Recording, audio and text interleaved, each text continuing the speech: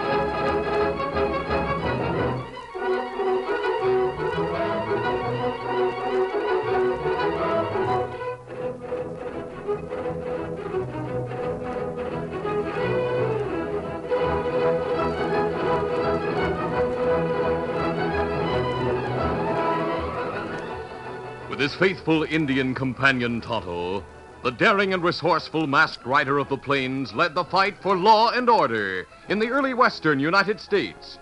Nowhere in the pages of history can one find a greater champion of justice. Return with us now to those thrilling days of yesteryear. From out of the past come the thundering hoofbeats of the great horse Silver.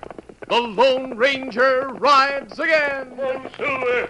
Let's go, big fellow. I'll Silver. Away!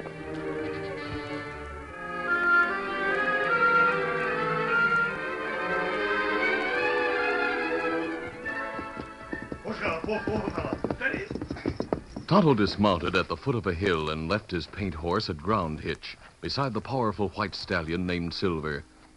Silently, the Indian went up the hill on foot. The green slope was studded with grave markers. Tonto passed the final resting places of many people who had died in the nearby town of Shady Bend to approach his friend, the Lone Ranger, who knelt beside the newest grave. The masked man's head was bare. His white hat lay on the grass at his side, and he spoke as if to a friend. Jim, I'm sorry. You used to be a good fellow. I don't know what made you turn criminal, but I do know that you're not the only one who was involved in the murder of that federal man. I'm going to get the others. And because of the man you used to be, I'm going to see that your son is taken care of. Tonto waited silently until his tall, masked friend rose to his feet and put on his hat. Kemosabe. Oh, Tonto, I didn't hear you. Me send Dan Reed to town, like you say. He'll learn something about Jim Hawkins' son. How old Jim Hawkins' boy? Oh, Bob's about the same age as Dan. Me sorry we get evidence against smuggler gang. We didn't get enough evidence, Tonto. Our mission was to smash those men who were smuggling army guns into Mexico. So far, we've failed. One of gang caught. Yes, and it had to be Jim Hawkins. Poor Jim, I never suspected he had turned crooked. What make him turn killer, Kemosabe? I won't believe he did turn killer. Him hang for death of government agent. Because, Tonto, he was the least important member of the gang. The others knew someone had to be caught, so they fixed all the evidence to point to Jim. What we do now, Kemosabe? We must get the rest of the gang. Meanwhile, when Dan brings back word about Jim's wife and son, we'll see how we can help them. I owe Jim that much. All right, you there. At that moment, a furious battle was in progress in the town of Shady Bend. Bob Hawkins and the Lone Ranger's nephew, Dan Reed, fought side by side against half a dozen other boys. Dan had been taught by the Lone Ranger how to dodge and parry blows and how to hit effectively.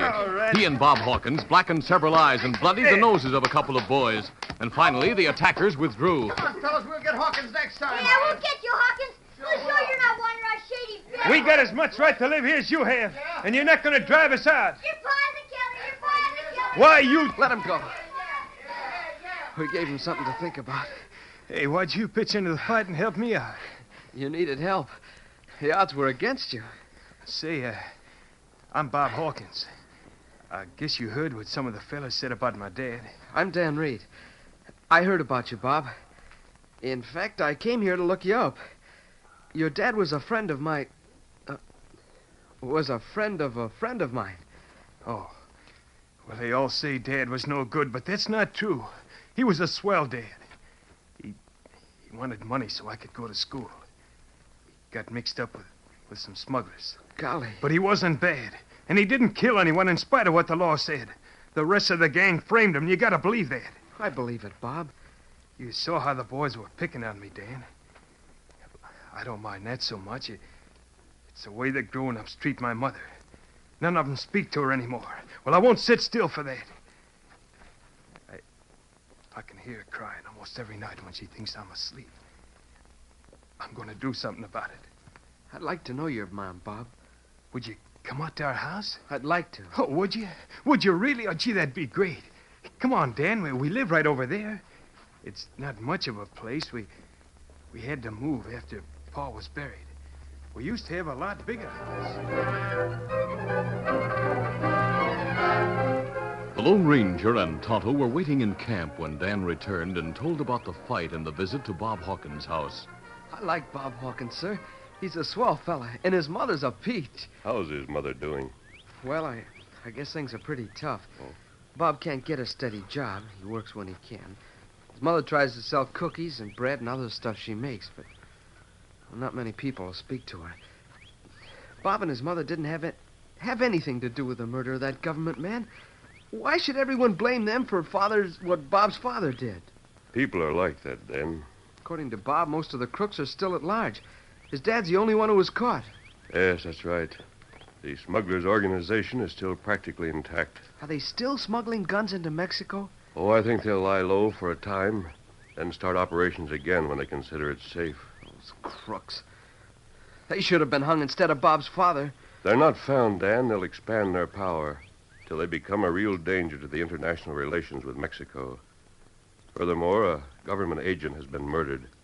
Every man who had a hand in that must pay. I wish something could be done so Bob wouldn't have to leave town. Oh, is he leaving? Uh-huh. He and his mother can't earn enough to live on. Bob's leaving in the morning. He'll get a job someplace where he's not known and then send for his mother. In the morning, huh? Yes, sir. Why? I want to talk to that boy. I'll see him tonight. That night, Bob Hawkins lay awake in his bed long after his mother had sobbed herself to sleep.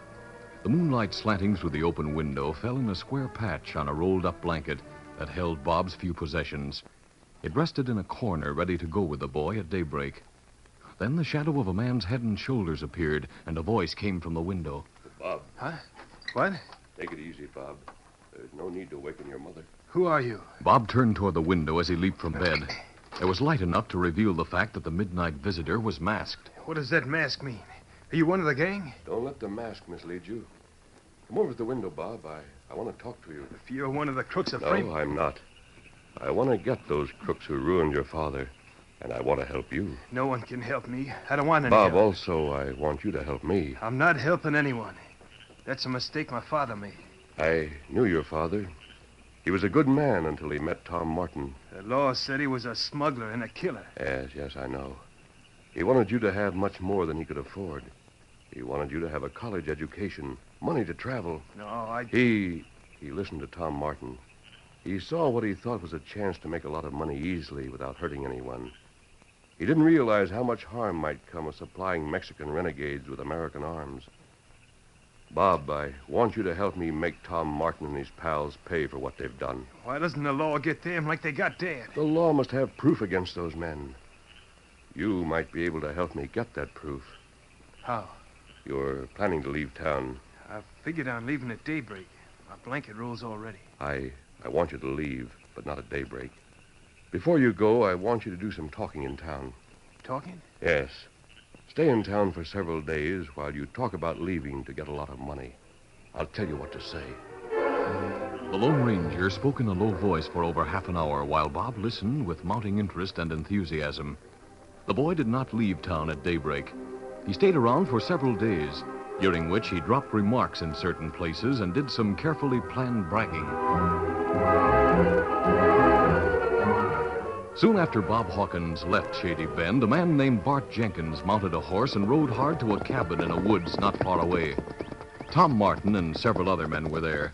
They came out to meet Jenkins. Riding hard, Bart. What's up? Something wrong? Tom, I got news. Well, let's have it. Jim Hawkins' wife and son have been having hard going since the trial. You knew that. That's not my worry. I gave Jim Hawkins what I promised. He got his share.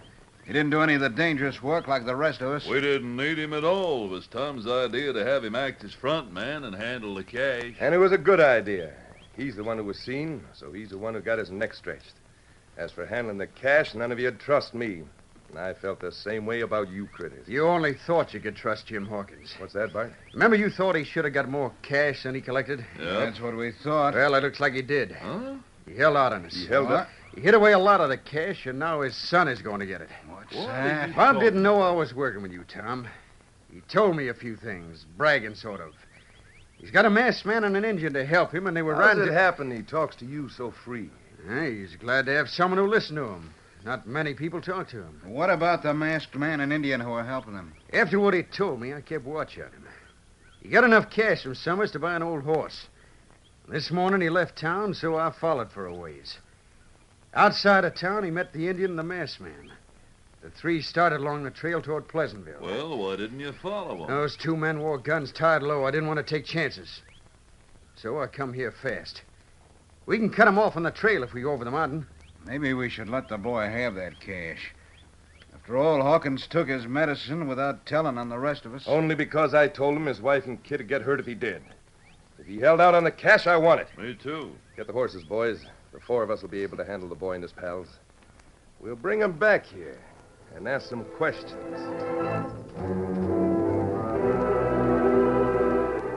The Lone Ranger and Tonto had left Dan Reed in charge of the camp while they rode slowly toward the town of Pleasantville with Bob Hawkins. Presently, they saw 4 horsemen approaching from a hill on the south. There's Tom Martin. He's been suspected of many crimes, but no one ever had proof against him. There's Bart Jenkins. He lives in town. One of the men you talked to? Yeah. Bob, I think you're looking at the men who ruined your father. If I had a gun, I'd make 'em pay. No, the law must get them. Now remember, Bob, you too, Tonto, do exactly as I said. Me remember, Kimosabe. Right in there, you're covered! Hold on. They've all drawn guns. It's all right, Bob. Hey, Bud, why are you waving a gun at me? Take it easy, Bob, and you won't get hurt. These are my friends. And these are my friends. There won't be gunplay if you do as I say. What do you want? I want to talk to you and the kid, but not here. We're taking you where we can talk without being disturbed by someone coming along the trail. Oh, you are? Beaver. Yeah? You and Bart take their guns. Right. Take off that man's mask. We'll see who he is. 1 minute. Are you planning to make prisoners of us? What's it look like? Don't try it. We'll go with you to talk, but if you try to disarm us, we'll argue the point. 2 of you armed against 4 of us? Some of you would get hurt before you got us. Maybe he's right, Tom. All right, for the time being, you can keep your mask and guns. As for later on, we'll see.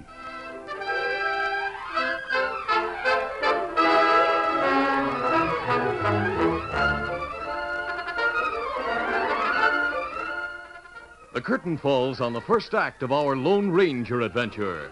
Before the next exciting scenes, please permit us to pause for just a few moments.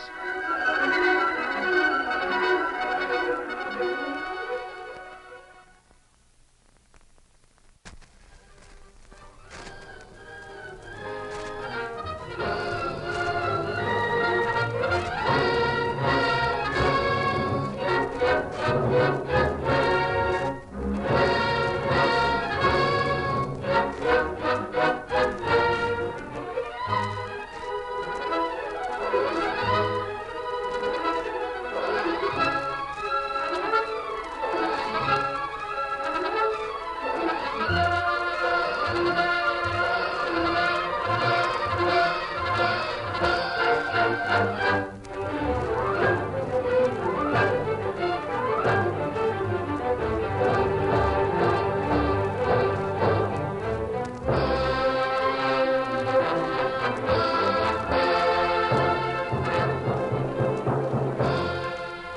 to continue.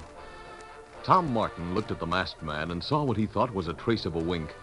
He accepted the Lone Ranger's offer to go to the shack without resistance if no effort were made to disarm or unmask him. Bart Jenkins rode ahead to show the way. The Lone Ranger followed, accompanied by Bob Hawkins and Tonto. In the rear, Tom Martin and the two remaining smugglers held their guns in readiness. One man was left outside the shack as guard, so there would be no interruption. The others went inside. Martin eyed the masked man for a moment. Now we can talk. I think I know what you want to discuss, Martin.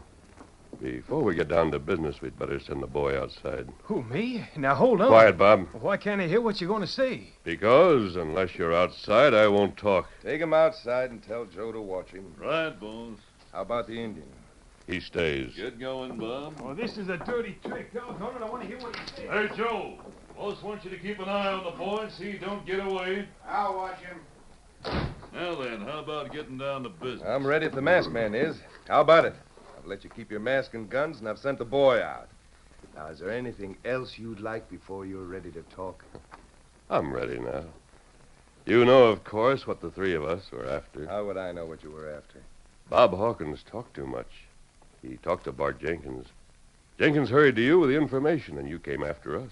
Ah, you're smart, hmm? Not especially. But I know a few things about you, Martin. What do you know about me? You outwitted a government agent for a long time. When he finally came close to learning about the smuggling of stolen army rifles, you killed him and fixed things so Jim Hawkins paid for the murder. You were smart enough to keep Hawkins from squealing. How did you manage that? Threaten the life of his wife and son? I didn't bring you here to ask questions. You're to answer them. It is true, isn't it, Bart, that Bob Hawkins told you his father had received some cash from the last shipment of guns across the border? Strikes me as odd that the kid didn't speak of it or do something about it before this. He knew very little about it until I talked to him. Even now, he can't locate the cash without my help. You tell us where the cash is hidden. Oh, no, Tom. I won't do that. I'll get the boy to talk. He can't tell what he doesn't know. Why, you... Martin, here's the situation. I know that a lot of money paid for smuggled rifles by Mexican renegades is hidden, but I don't know where. To get that information, I must call on a certain man, and he won't talk unless I take Bob Hawkins with me. You'll have to see the boy to be sure Bob's in on the deal. After I have that information, I'll need help. More help than the Indian can give you? Yes, I'll need your help. That's why I was willing to come here for a discussion. Ah. You want us to go partners with you, hmm? Oh, you might say so. And split the cash 7 ways? No. The two outside don't have to be cut in. You mean Joe and young Bob? You're a cool one, ain't you? You know what I mean? Yeah. You mean we eliminate the people we don't need when we're through with them. It's a good idea. I'll take that deal. Now, where'll we find the hombre who can tell us where the cash is hidden? You'll know when we get there. We're heading toward Pleasantville. We go beyond Pleasantville. We can reach our destination by sunset. And we'll start right now. The Lone Ranger, Bob, and Tonto went with the 4 smugglers to a small community called North Flats. It was nearly sunset when they drew rein in front of the general store, the only building at the crossroads. So this is the place, hmm? Yes. I'll go into the store with Bob. Come on, Bob. Easy. Steady, big fella. Why can't we all go in? Do you think the storekeeper will talk in front of all of you? Especially Tom Martin? You better not let him see you, Martin. He'll know who you are. I don't know him. How'd he know me? You're fairly well known. How about you wearing that mask? The storekeeper has seen me with the mask a number of times. If we're to wait here, why'd you bring us along? Thought you said you needed our help. Oh, I shall, but not until later. We're stopping here for information. You 4 will have a lot to do after we leave here. All right, go on inside. We'll wait out here. But remember, we'll be watching through that open door. Don't try any tricks. Come along, Bob. All right. You stay here, Redskin. Me stay here. The store was lighted by only a small window in the open door. The smugglers outside couldn't see too clearly. They didn't know that the man behind the counter was not the regular storekeeper, that his beard was false, or that he was actually a special agent for the government, working by prearrangement with the Lone Ranger. Those men outside are the crooks. To get evidence against them, we must find where they've hidden the money. Their records and the guns they still hope to sell. Just tell me the next move and I'll play along. If those men think the law is after them, they'll hurry across the border. They'll be sure to take their cash with them, and most likely their rifles and their records. I see. When they go for those things, they'll reveal their hiding place. Yes, that's it. Well, how are you going to make them believe the law is after them? I'm going to fire my gun, make them think I've killed Bob Hawkins. They'll know that in a murder case, they'll share the blame with me, because we're all together. Now, Bob, you stand over there.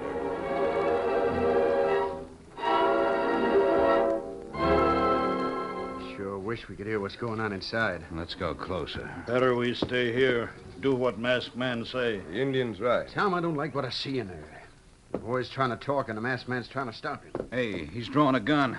He's pointing it at the boy. I don't want gunplay, not here. Why, you... Hey, started gunplay. Those shots will bring men from the houses over yonder. Here comes the masked man. You'll pay! Get going before he finds another gun. You gun-crazy fool! Get going, you hear? The boy started talking. Easy, steady, big fella. But why'd you shoot him? Save the questions. Get out of here. Get up. Come on, Silver!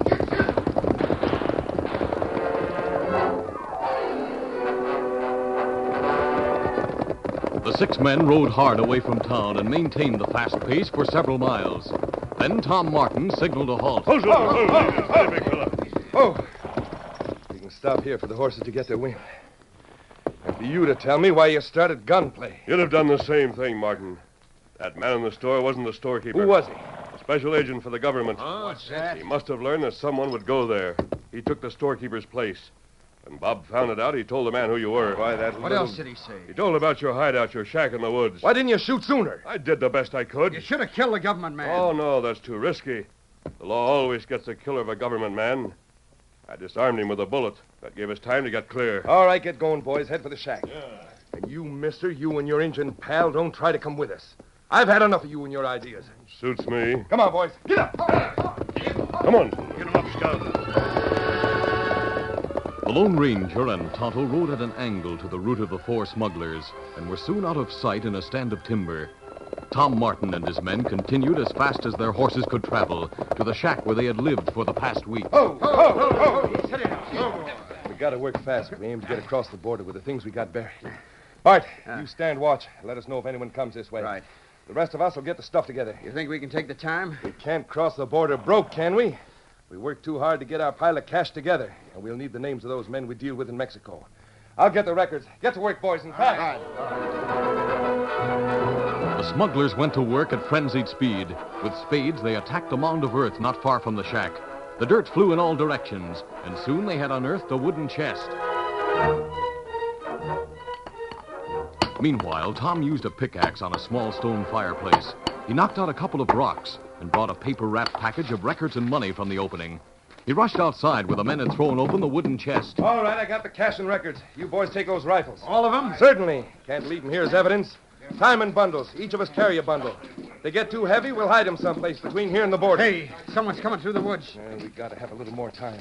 If it's lawmen, we'll have to fight it out. Hell, we can leave the rifles and... I'm giving the orders. Look, it's that white horse, the masked man. Come in here. He's got plenty of nerve. Now, what's he want now? We'll soon find out. Why'd you come here? Hold, Silver. Easy, steady, big fella. I had several reasons, Martin. There's one thing I wanted to tell you and your men. Well, what is it? Speak fast. We haven't time to listen to talk. You boys get those rifles tied up. There's lots of time. You're not going across the border. Who ain't? What do you mean What? by that? There's a lot you men don't know. I came to tell you that in the first place, Hawkins didn't hold out any cash. What? But that kid told me He told you just what I told him to tell you, Bart. He told a number of people the same thing, to see who would rise to the bait. I suspected you might be the one, but I wasn't sure. Why, you... You crooks ruined the life of Bob's father. Nearly ruined the life of the boy. But I think things will be all right now. I don't like the way you're talking. It's beginning to sound like you tricked us. You're getting warm, Tom. You shot that boy and the government man. No, the boy was not shot. But you thought he was. You thought you'd have to get out of the country. But you didn't want to leave your loot behind. So you came here to get it. Now you've revealed your hiding place and saved the law the trouble of trying to find your hidden loot. By thunder, you're a lawman. I'll kill you for this. Tom, I thought you'd say that. I hoped you wouldn't say it before some men got close. Well, I'm saying it now, and I'm acting. No! Hey, take boys! The first shot came from behind a nearby tree and blew the gun from Martin's hand. Others followed quickly, and several men moved into view behind their blazing guns. I'm quitting. I give up. Don't shoot. We'll shoot to kill unless you throw down your guns. Tom Martin was the last to quit. One arm hung limply at his side, but he drew a gun with his uninjured hand. As he brought it to bear, the Lone Ranger leaped forward. No, you don't. No! Let go of my wrist. Drop the gun or I'll break your arm. All right, all right. My hands are up. Don't shoot. Through shooting. Now on his handcuffs. Then your day in court. With this evidence you dug up, well, it looks like they'll be hanging. Tricked all the way along the line. Yes, tricked, Martin, by your own greed. First, you agreed to get more cash than you already had. And second, you agreed in wanting to take this cash across the border with you. Ah, shut up. Mr. Dale, you and your men won't need Tonto with me any longer. No, we can take care of these crooks now. And from the looks of things, I'd say there's evidence enough to hang them all. Oh, just one thing before I go. About Bob Hawkins. Oh, he's back in the woods. I told him to wait there till I called him after the gunplay was over. Hey, Bob, come over here. After helping in the roundup of these crooks, he should be restored to a good standing in town. He will be. I'll see that he's made the hero of this capture.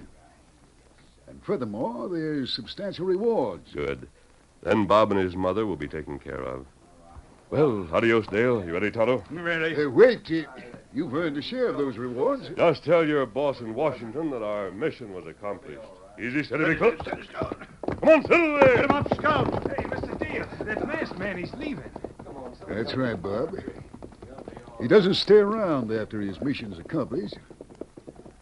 You see, he's the Lone Ranger. Hi-yo, Silver. Hi!